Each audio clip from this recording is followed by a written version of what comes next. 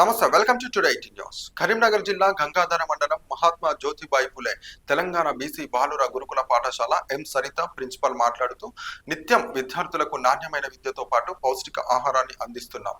యూనిఫామ్లు, పుస్తకాలు ఇచ్చామని, వాటితో పాటు అన్ని వసతులు కల్పించామని అన్నారు. నా పేరు ఎం సరిత. నేను ఇక్కడ మహాత్మా జ్యోతిబా పూలే తెలంగాణ బీసీ వెల్ఫేర్ గురుకుల బాలుర పాఠశాల గంగాధర మండలంలో ప్రిన్సిపల్గా నెల కిందట ఛార్జ్ తీసుకోవడం జరిగింది.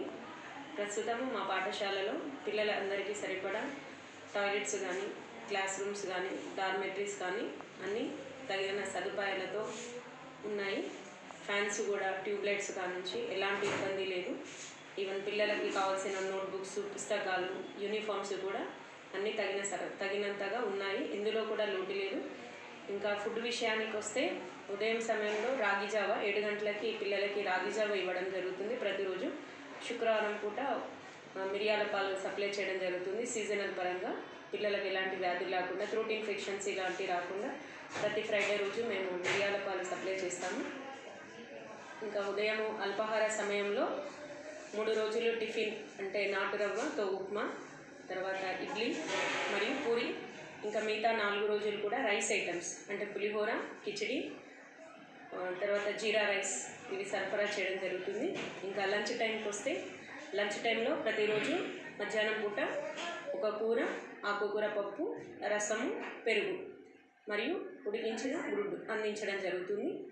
సాయంత్రం పూట స్నాక్స్ అంటే మామూలుగా మరమరాలు లేదా అటుకులు లేదా పల్లిపట్టి, బిస్కెట్స్ ఇవి ప్రతిరోజు ఒక్కొక్క రోజు ఒక్కొక్క ఐటెం ఇవ్వడం జరుగుతుంది.